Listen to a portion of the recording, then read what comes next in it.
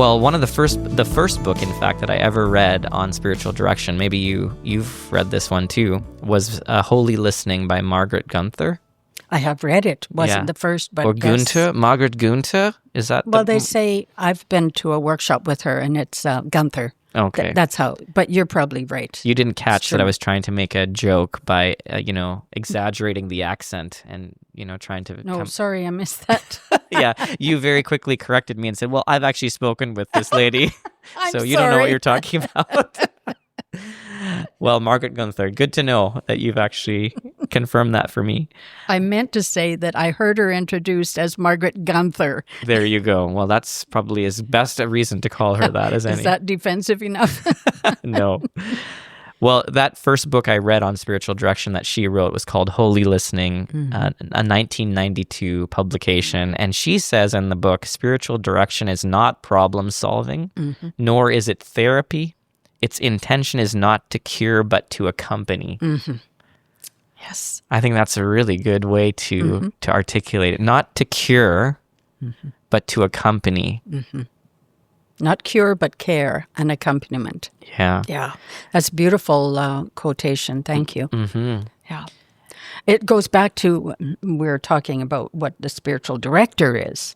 A spiritual director is someone who serves our well-being. It's a ministry. It's a service. Yes. Yeah. And well, I know you like this next one, Thomas Merton. You love Thomas Merton, don't you? I do, yes. Yeah. I'm not as familiar and well-versed with his writings as you are. I've read a number of his books, but I feel like you're a bit of an expert. Oh, I wouldn't say that. I do respect and admire him as a person and his writings. Yeah. Yes. Yeah. Well, he was the Trappist monk. Yes. Went and lived and was part of the Abbey of Gethsemane in Kentucky. Yes, in That's Kentucky. right. And I think most people may be familiar with him because of his very formidable autobiography, Storey Mountain. Yes, which he really rued the fact that he had written it because he took back some of those things later. But Yeah. I don't know what they are. Yeah. But he, in spite of the fact it got such publicity and has been read all over the world. Yeah.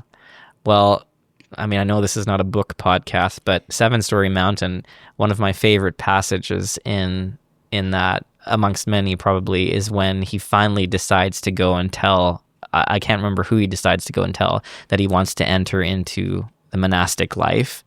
And he leaves his apartment or something. He's walking down the street and he just says, I'm paraphrasing, but basically the song of his life just came to life. Oh. He just, like, everything just started to resonate, and just the joy and the life that he experiences. He's heading into this conversation to commit himself to the monastic life. It's just gorgeous. Yes. Gorgeous passage. Yes. Oh, I missed that. Like, I'd have to go back to it. Yeah. One of the famous passages that I love about it is that, and I don't remember the streets, but he says he was walking down the street on the corner of such and such, and he saw everybody just shining. Yeah. And he wished he could tell them how beautiful they were. Right. How brilliant. And he said that because he also had said that the world was, basically a bad place. And now here he's experiencing people in their beauty. That's right, yeah. Well, so this is a quotation from, I believe, his work called Spiritual Direction and Meditation, a 1960 publication. Do you have that in this bookshelf? Oh, yeah, it's probably right there. Obviously, if you're listening, you can't understand what I just said, but Mary is sitting adjacent to a very nice bookshelf here in the monastery with all sorts of wonderful writings, and there's a whole shelf devoted to Thomas Merton here. Anyway, so the gendered language notwithstanding of this quotation, he says, the whole purpose of spiritual direction is to penetrate beneath the surface of a man's life and to bring out his inmost truth, which is what we call the likeness of Christ in his soul. Wow, that's powerful. Isn't that beautiful? Yeah. Yeah. Yeah. Another one that's very popular and often quoted is the one by William Barry and William Connolly in their classic book, The Practice of Spiritual Direction. They're two Jesuit priests and writers. 1982. That's a significant year for you and me, isn't it? The year of my birth and the year that you began spiritual direction. Right? It's true. So in that book, they describe spiritual direction as help given by one Christian to another, which enables the person to pay attention to God's personal communication, to respond to this personally communicating God, to grow in intimacy with this God, and to live out the consequences of that relationship. Powerful. Yeah. Really powerful. That's a good it's so description, encompassing. isn't it? Yes. Yeah. Yes. Yeah. So kind of what we were talking about earlier, how, yes, the end result of spiritual direction is my life in the world, to live out the consequences of what I have paid attention to in the world, right? Yeah. That's a beautiful articulation. And like you said, like the focus is growing in intimacy with God, deepening the loving relationship that God has with a person is also the focus of spiritual direction, right? Yeah. Anything you'd add to Merton or Guenther or Barry and Connolly's? I love the quotations that you have there. They're deep, they're profound, and they're right on from my experience. I wish I had said some of those things. You can repeat it if you wish. There was something in one of the quotes that you mentioned that really resonates with me. That one person helping another. Yeah. I like to think of people coming for direction as seekers. They're seeking something. They're seeking themselves. They're seeking God. They're seeking a good life. And the one they come to is like a guide, but also a fellow seeker. Yes. Like the spiritual director has to be on her or his own journey of seeking. Correct. So I liken it to going on a trip. I'd love to go on a trip, maybe to Sicily, and have a guide show me the beautiful historic spots. Yeah. And I think that's what a spiritual director can do. I think for me, that's a good image. Yeah, that's right. We'll talk a little bit more intentionally about what a spiritual director is and featuring that comment of they're themselves seeking. That's a great point. For better or worse, I revisited my own definition, not to put myself in the same luminous categories as Thomas Merton. Well, why not? And others. Why not? But I revisited my own definition that I had, I don't know when I put this up on my website ages ago. Would you like to hear it? Yes, of course. Okay. Well, I said that spiritual direction is an ancient practice which most generations of Christians have agreed is essential. That was actually stolen from Eugene Peterson. Do you know Eugene Peterson, the author of The Message? I've heard the name. I'm not a follower. Okay, I'm not familiar. He's quite a figure in Protestantism, I would say. He's written a number of pretty wonderful books. He did a very fresh translation of the Bible in kind of modern day speech, and he's done a lot of good writing actually on spiritual direction and the pastoral vocation, etc. Did he write The Message? Yeah, okay. That's right. He did, yes. Anyway, so spiritual direction is an ancient practice which most generations of Christians have agreed is essential, intended to facilitate deeper personal awareness of God's presence, voice, and activity in your life. So I kind of was trying to synthesize Barry and Connolly's definition of it being about more increased attention or awareness of God and God's presence and communication and work. But I also wanted to feature the fact, like we had mentioned earlier, that this is part of a long, deep, well-watered tradition. It's not a fad. It's not a new thing on the block, right? And an ancient practice that most Christians have thought was essential to their spiritual vitality and their life. So those were kind of a couple things that I included in my definition. I would since probably add or take away some things maybe. But one of the things I was trying to take for granted is that God is always present, always loving, always active, always initiating. But the thing that's lacking on the human part is our awareness of those things. Right? I think it was Gerard Manley Hopkins, the Jesuit poet. You've heard this phrase, the world is charged with the grandeur of God, right? But most of the time, we don't pay attention to it. We don't notice all that fullness around us, right? Yeah. What's your own personal definition of spiritual direction you've used or kind of parroted around? I don't have a particular definition. I think of it as a journey of two people seeking God, one listening, one being heard into speech. So that what stands in the way of what you were just saying, to see the grandeur of God, what stands in the way might be healed or removed through a slow process, so that the person can be free and be their unique selves. Yeah. And that's a life journey, but that's the hope. Yeah. That's great. I love that, being heard into speech. You've used that phrase a number of times, and that's great. Yes. I really I cherish that quote from Nell Morton,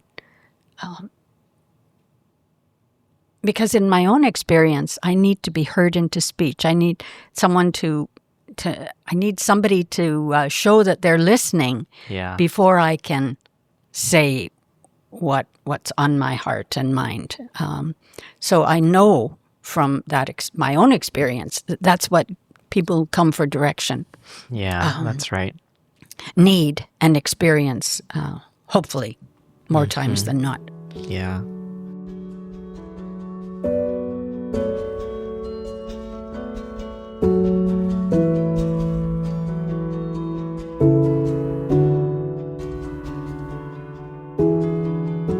I've often used this framework with students because sometimes they'll ask, like, what are we doing in spiritual direction? These sort of very green students who are training to become directors. They and I wanted it too. I wanted a sort of overarching framework for what do I have in mind as I'm listening to someone. And so I've often used Timothy Gallagher's framework in his book called The Discernment of Spirits. He's not a Jesuit himself, but he's writing in quite a meticulous fashion about Ignatius, Saint Ignatius, the founder of the Jesuit order. He's writing about Ignatius's discernment of the spirits. And again, this might be another conversation we'll have to have. Although I know you said you don't love Ignatian spiritually, which is okay because you're a Benedictine. No, there's beauty in it. Yeah.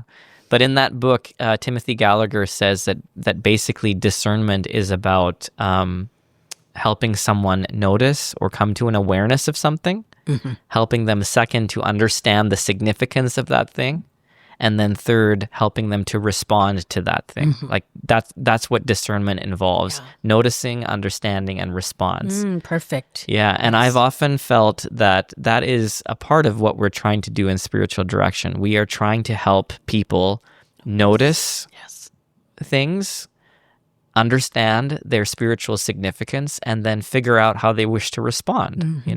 Like, Moses, the shepherd, roaming the hills of Hebron or wherever it was, and then he sees this plant or this bush that's aflame. It catches his eye. He notices that. And then he moves closer to inquire, and then he understands, this is not just a random freak of nature. This is actually a spiritual experience. God is talking to me. And in fact, God is inviting me to do something with my life. And now is my chance to decide what is my response. And so I really like that framework that Timothy Gallagher uses in his book. And I've often thought of in telling students, this is something you can keep in mind as you're listening to people, is help them to figure out what is standing out to them, help them to figure out the significance of that thing, help them to figure out what they want to do about that thing, Yes.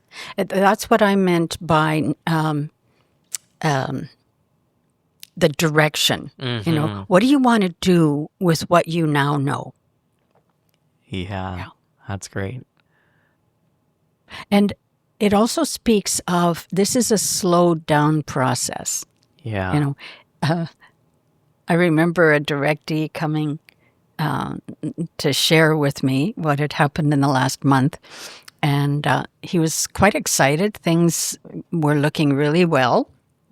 And we were just kind of mulling over it and enjoying it. And he says, "So, where do I go from here?" And I said to him, "You really want to leave here? This is such a beautiful experience you've had." And it was kind of arresting for him as well as for me, because there's no there to get. Yeah. There's no there.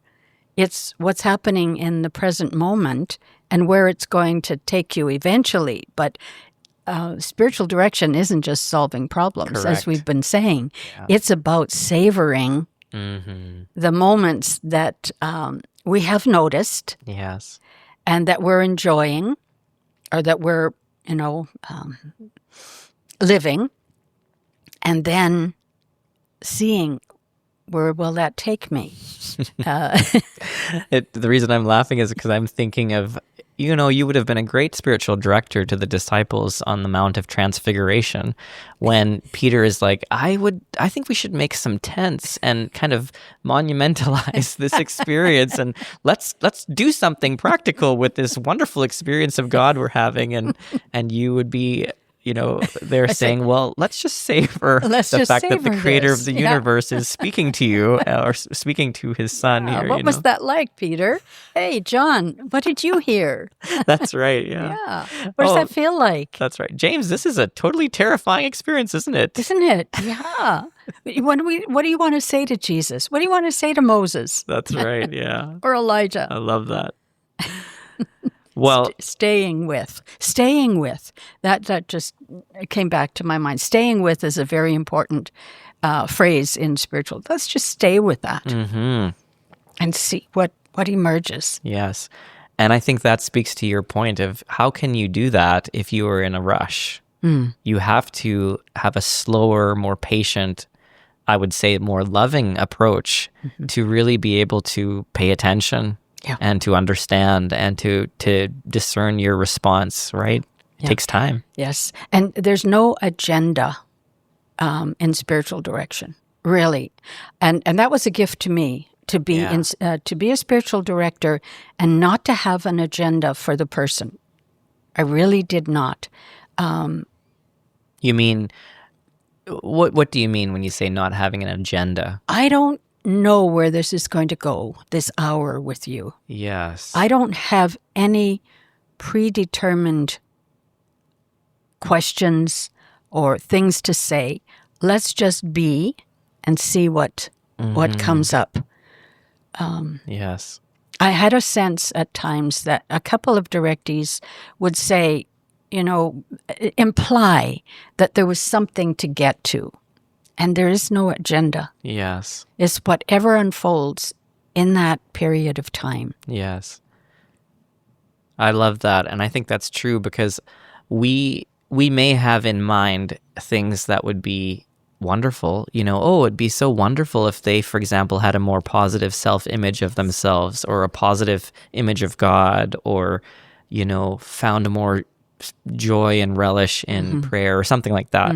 But I love that we don't have an agenda to try to move them from point A to point B in this hour. And it's not like a chess game where we're calculating the moves and trying to kind of win in some sort of outcome, right? We're going subtly move them in that direction. Yes. We're kind of moving at the pace of their soul and what is unfolding in their life with God. Exactly.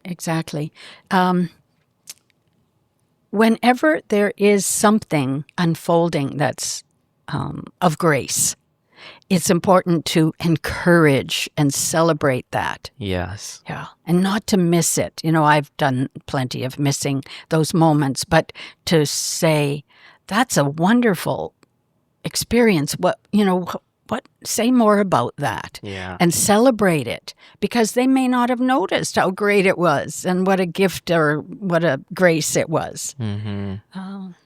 I find that to be true. A lot of directees, they'll offhandedly mention, I found so much joy and lightness in XYZ, but, work is really hard. And it's almost like seeing the glass half empty. Mm-hmm. We have this disposition to always wanting to be fixing things, growing. And again, I'm not opposed to that, but I think it's a wonderful thing in spiritual direction for someone to say, yes, let's get to, how terrible work is or the challenges you're experiencing, but can we just revisit that sense of lightness and joy? What is that lightness about for you? How does that feel in your body? What might God be communicating to you through this lightness, right? Yeah. I would often say to people, Can we just stay in silence with that for a minute? And then you would see a tear. Yeah. And, something happened between God and that person. Yeah. They might want to share it. They might not. Mm-hmm. Well, this may come across as a little bit of a curveball. Oh. So I'm curious your response. I haven't prepped you really for it. Oh, this is great. Hey, we're in this together. That's right, yeah. It's not going to be a curveball, I know, but it felt in some ways like a curveball to me when I first came across it, because I had often understood spiritual direction much more as kind of accompaniment or companionship, and this kind of added a layer of something else to that conception. And it's on that note of what you were saying, that there's a direction, like what direction is your life going, right? So as you know, I've told you about this, but I trained with a new monastic order called the Order of the Common Life, which was actually founded by my first spiritual director, Jared Boyd. And I had the great privilege of going through the entire curriculum in preparation for taking students through this training. Mm-hmm. And I came across a book that is now my favorite book on spiritual direction, The Way of Spiritual Direction by Francis Nemeck and Marie Theresa Coombs. Do you know that book, right? I know that book, but not well. Yeah. And so the book's called The Way of Spiritual Direction, released in 1985. So before I give you the potential curveball, they just describe the context for spiritual direction as being God, out of the superabundance of love, creates people, and then draws us throughout life in love and grace towards, as St. Paul would say in Ephesians, knowing this love which passes knowledge, so that we may be filled with the fullness of God, right? And so this journey of being filled with all the fullness of God is one spiritual direction. In other words, they say that every single person has a spiritual direction. Oh, okay. Right? Mm-hmm. Kind of like what you were saying. Like, we are not just randomly going nowhere. God actually has in mind a journey and a destination. Admittedly, it's always unique to everyone's personality and experience and spirituality. But broadly speaking, this journey from being birthed in love, being drawn ever more in love to the fullness of love, the fullness of God, right? And the tradition of spiritual direction and Christianity has often used words like theosis or union or sanctification or divinization or deification, spiritualization, regeneration, and the like to describe the journey and the goal in particular, So all of that is just background. And so in this book, Nemeck and Coombs say that spiritual direction is the gift or charism of guiding a person through his or her spiritual direction in the Lord. A unique participation in another's spiritual regeneration or deification. It's a God-willed contribution of one person to another's process of spiritualization. What do you think of that? Whoa. Besides all the shuns, the word, and the suffixes that I've given you. What do I think of that? Well, let me say a caution or a red flag. It's not predestination. Correct. Okay. Because I think that could be concluded by some. Yeah. And I'm sure that's not what they meant. Yeah. I do believe that God has a direction for each person. Yeah. Because a spiritual direction. A spiritual direction. Yeah. Now, a spiritual direction. When you said, you corrected me, what are you saying there? Actually, it's a good point. Perhaps it's redundant to say God has a spiritual direction. Perhaps it's fine just to say God has a direction for every person. A journey that is unfolding, that begins with love, is marked by love, and ultimately, to your point, God hopes that it would be filled and full and completed with love, right? If you call that spiritual, I'm on board. Yeah. Yes. And I think that comes with where we are born, the culture in which to which we were born, the country, the parents and their backgrounds, and the gifts. And I do think, genetically, we have some abilities that eventually will flourish. Some won't, because they're not given the environment. And all of that God uses to direct our lives. We may take a little detour here and there, but I think that, yes, I would agree. God has a direction for our lives. And it's circuitous. That's right, yes. Well it's said. Not direct. That's right, yeah. It's not a straight line. Yes. Yeah, it's curved. Yes. Well, that's what I didn't really think this was a curveball, but, when we talk about spiritual direction, up to this point, we've talked about it more in the context of what is happening with these two people as they meet. One is more listening, etc. I'm helping you to pay attention.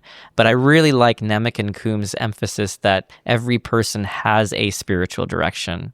And so our part as directors is to help them to notice what is that direction? How is God leading you? And how can you cooperate with that direction? Yes. Right? It's like we're helping God to direct that person right. to the direction that God has in mind. Yeah. I don't think that's far-fetched. I think that's we're good. Helping the person, but we're also helping God. Well, yeah, I think that's... Well, we're ministers. God has chosen to work with us and participate with us in that way, right? Okay, one more quote for you, and then I know... You're full of them today. Well, I know. But this one is not as polysyllabic as the previous one. But again, from the same book, I just love this too. They say that direction seeks to awaken directees to a consciousness of the path along which God is leading them, so that they can in turn more voluntarily cooperate with God as God draws them through the passages of life. That's kind of what you were saying, right? When something is revealed of the direction, I think it resonates with a person. Yeah. Deep down, people know, Yeah. I've talked to someone recently who, shared a little bit of a difficulty, and I said, something to, that you deserve, the freedom, blah, blah, blah. And he said, I know that, I'm just not there yet. Yeah. But I know it. Right. Yeah. And everybody that I'm talking to is saying that, and I know it. Yeah. So there is an inner light, I guess it is, an inner light, and people can see it at times, and that's what we're there to help them with. Well, just to conclude, I'm thinking of your story and how as a 15-year-old you were drawn to the Benedictine order, and then in 1982, much even against your wishes in some ways, you became a spiritual director, and clearly God had a direction for your life, beginning with just like St. Therese. As a 15-year-old, you began to stumble into that journey, right? And God, I guess, in this framework, Nemeck and Coombs' framework, has drawn you in those particular paths because God wants you to be filled with the fullness of God. And these are the ways that will perhaps most make that possible for you. That was a great example of you being directed by God in your life and God having a clear direction for your life. Yes. And by the same token, in your story, when you didn't even have a spiritual director, you wanted to accompany people. You had to have accompaniment yourself first, but there was a deep knowing, a resonance with that once you knew what it was. And it probably, if you thought about it, if you look back in your life, even as a younger person, it was probably there. Yeah. Yeah. And I think of my community life in kind of the same way. As a little girl, I was given a little shed attached to our garage. We didn't have a car, but we had a garage. And this little shed I was given, I could do whatever I wanted with it. And I made a club, and I called it the 5-Star Venture Club. Whatever that meant. There were no 5-star hotels at the time, but I called it the 5-Star Venture Club, and there I wanted to gather people. Then later, when I became a teacher, there was a little room. It was a big room, actually, and it was junky. And I thought, okay, I'm going to clear it out, and that's where I'm going to meet with students one-on-one. It never happened. Yeah. But the dream was there, both for community and spiritual direction. And I think that's true for all of us. Wow, that's wonderful. Yeah. Well, this has been a fun conversation about spiritual direction. Do you feel like we have clarified what spiritual direction is more than... Well, I certainly hope so. We kind of went in a bit of a circle. I think I took that's par for the course, you said. That's the way it goes. Circuitous is what you said. Yeah, it's been delightful. Thank you for all the quotes.